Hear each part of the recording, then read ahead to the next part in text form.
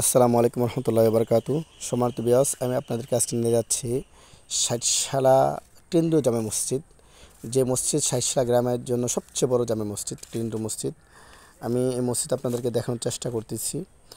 এখানে দেখতেছেন দোতলা বিশিষ্ট মসজিদটি। আমি আপনাদেরকে এখন ভিতরে নিয়ে যাচ্ছি।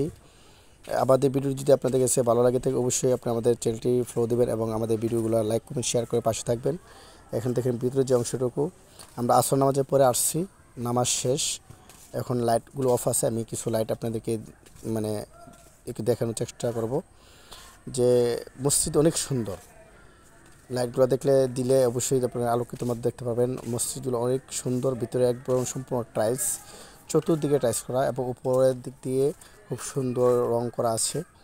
মেহরাবের মধ্যে একটি লাইট আছে। লাইটগুলা হয়তো বাংলাদেশে পাওয়া যায়, কিন্তু এটা বাংলাদেশ থেকে নয়, এটা একটু বাইরে থেকে আনা হয়েছে। লাইটগুলা সাদা কালার, আলো দিয়ে খুব সুন্দর লাগে। এর সম্পূর্ণ লাইট উপরে কিন্তু জার বাতি আছে। আমি জার বাতিটুকু দেখার চেষ্টা করবো। এই যে দেখেন মেহরাবটা, লাইট দেওয়াতে কত সুন্দর লাগতেছে। মেহরাবটা অনেক সুন্দর। আমি আপনাদেরকে একটু কাছে নিয়ে দেখাবো যে মেহরাবটা কত সুন্দর লাগে। এর আগে আমি একটু জার বাতিগুলো দিয়ে দিই। জার বাতি সুইচ দিয়ে আমি জার বাতিগুলো জ্বালাইতেছি।